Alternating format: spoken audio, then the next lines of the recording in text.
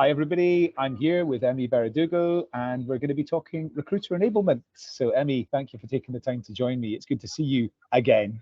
Yes, again, take two. Let's hope it goes well this time. Yes, I know, no pressure, but it was really great the first time round. So I'm hoping for some good things again, okay? Fingers crossed, fingers crossed indeed. Okay, introduction to you first. Who are you for people that don't know you? So my name is Beredugo. I now work for a company called Elastic as their senior manager of recruiting enablement. But my background has been in recruitment or in-house recruitment for probably about the last 10 to 12 years or so. So I've been recruiting across the Middle East. I used to live in Dubai. So across the GCC and the Middle East region as a whole, parts of Africa, parts of Asia as well, and a little bit of Europe before coming back to the UK. Right, great. What is recruiting enablement to you? It's a good question, because to be honest, prior to seeing the job advert on LinkedIn, to be honest, I had no idea, never heard of this role before. So my, I suppose, elevator pitch is that the recruiting enablement team or recruiting enablement function supports recruiters to do their job better. So that could be better in terms of finding quality candidates. It could be better in terms of recruiting faster, reducing the cost to hire, and providing an overall better experience to recruiters, hiring managers, interviewers, and candidates. So we could do that through, we use data to help people. We upskill people. We do recruitment marketing. We make sure their tech stack is actually optimized and, helping them to work in the best possible way. So that's how I describe my role.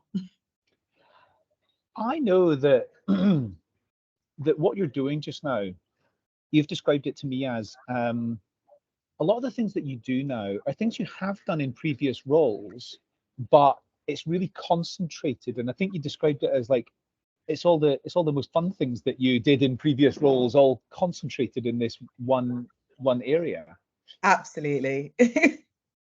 How's it structured then? I think you've got people you've got people in your team as well. Like Elastic's got a overall TA team. Like you've got people who work in your area too. How does it work? What's the structure going to look like? Okay, so we have a large recruiting function. So we've probably got about 60 or so people now. The majority of those people are recruiters. So from various levels, from recruiter right up to senior director level. Then you've got my team, which is the recruiting enablement team, and the recruiting operations. So in our organization, recruiting operations is different to enablement because, various countries around the world, my role will actually be called a recruiting operations role. But our recruiting operations team look after the logistical side, sending out offers, scheduling interviews, for example. The way that my team works is that we're largely split into specialisms. So I've got a couple of people who look after our tech stack, and we've got a huge amount of tech, more so than any other organization I've ever, worked in. Then I've got someone who looks after recruiting analytics. So this person will take data that we've got across our entire tech stack and helps people to, give them the numbers they need to determine, for example, the time to hire. But what this person also does is the analytics. So rather than just giving them, okay, here are your numbers, go, we're saying, okay, what do these numbers mean? What do these numbers mean when you actually compare these numbers alongside numbers from another system? So you've got a whole picture. Can we use those numbers to predict what's going to happen in the future and make quick interventions? Or can we use that to detect trends, for example? And if it's a positive trend, how do we keep on doing that? So that's what my data and analytics person does. And then I've got someone who looks after recruitment marketing.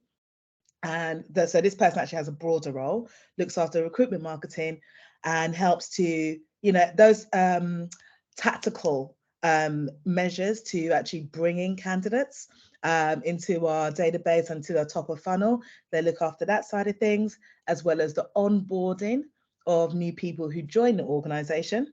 And beyond onboarding, which is typically about 3 months in our recruiting organization, it's the ongoing training. So they're continuously upskilling themselves in terms of the role specific skills, as well as the people skills, which you need to actually support those role specific skills.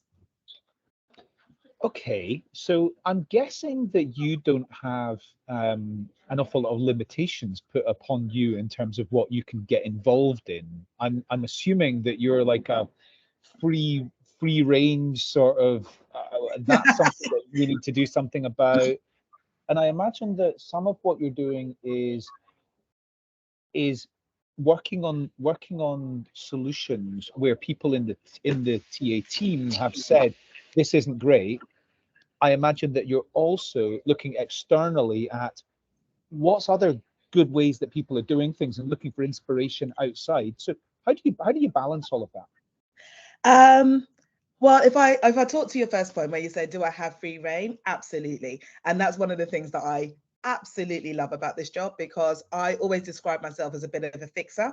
So every time I've gone into an organization, I've always looked at it and gone, oh, okay, what can we do better? Oh, that doesn't quite work as well. This workaround could be improved upon, you know? So I've always had that type of mindset in every single role that I go to.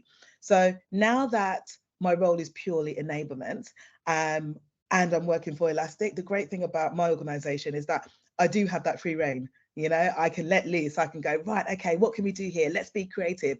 You know, let's see what other people are doing. You know, I'm a big one for not reinventing the wheel and stealing with pride. So if I see another organization doing something really good, I'm like, yeah, we're going to do that. You know, let's try it out. Let's see if it works for this organization. So it's fantastic from that point of view in terms of the creativity and where we can actually go. And that's for, you know, whether you're working in my organization as an enablement professional or any other organization. You know, there's always things you can improve upon. And I suppose as the market changes, there'll be, you know, it will require you to adapt. What worked in the past won't necessarily work in the future. So there's always things to do in an enablement role. What's the blend of, I mean, what's the blend of like objectives around saving time, saving cost for the organization, making people more productive, enhancing candidate experience, Mhm. enhancing recruiter experience? What's the blend? There's a lot in there. Like you could play it like a graphic equalizer, I guess, like a DJ. So what's the sort of blend of, if it ticks that box and that box, we go full speed ahead with that. How do you determine? Yeah, so in our organization, we have three overarching goals. So one of it is time to hire. So that's efficiency. Actually, let me take a step back. It's actually efficiency. So when I talk about efficiency, I'm talking about time to hire. So time efficiencies, cost efficiencies, for example, process efficiencies. Okay. Our second goal is diversity. So with bringing in diverse candidates, it means that our process needs to be more inclusive. And the third one is experience. So it's the candidate experience, obviously, hiring manager experience, but the one that most people forget about is the recruiter experience. So, and yeah, yeah, you agree with me there. So when I'm looking to balance, if you like, I'm thinking, okay, whatever project I'm working on, whatever initiative or idea I have, is a case of, okay, how many of those goals how many of those goals does it actually help to realize, and how far does it help to how much or does it go to realize those goals? So if it's not really doing much to shift the needle in terms of bringing in diversity, for example, no problems. Maybe that's a lower priority project to work on.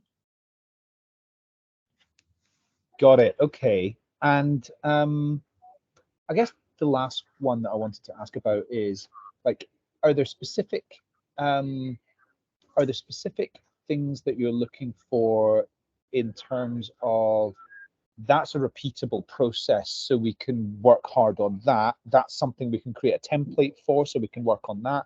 That's something that can go into a library, so we can work on that. You know, are there any kind of themes around that type of area? Yeah, because I suppose when you're looking at efficiency, you really don't want to, like I said, repeat the, you know, reinvent the wheel every single time, because to be honest, it's just a waste of time and it gets boring, you know? So, and you can't scale. You can't scale if you're constantly trying to reinvent and, you know, come up with a new idea. It doesn't work.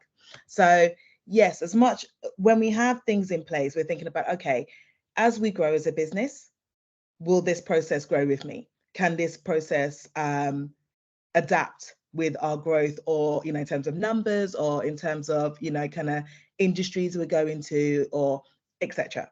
You know, so you always want to have some kind of template that can be replicated because it's going to save you time, but not have it so rigid that if new things come in, if there's a new business direction, for example, there is still space to kind of flex it.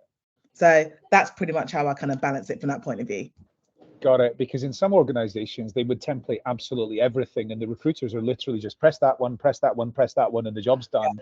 Whereas in other organizations, the opposite can also be bad, which is everybody's doing their own thing. It's like sink or swim, and they've got no. So there's somewhere in the middle that's the right kind of balance, I think. Absolutely. Yeah. That's that sweet spot for sure.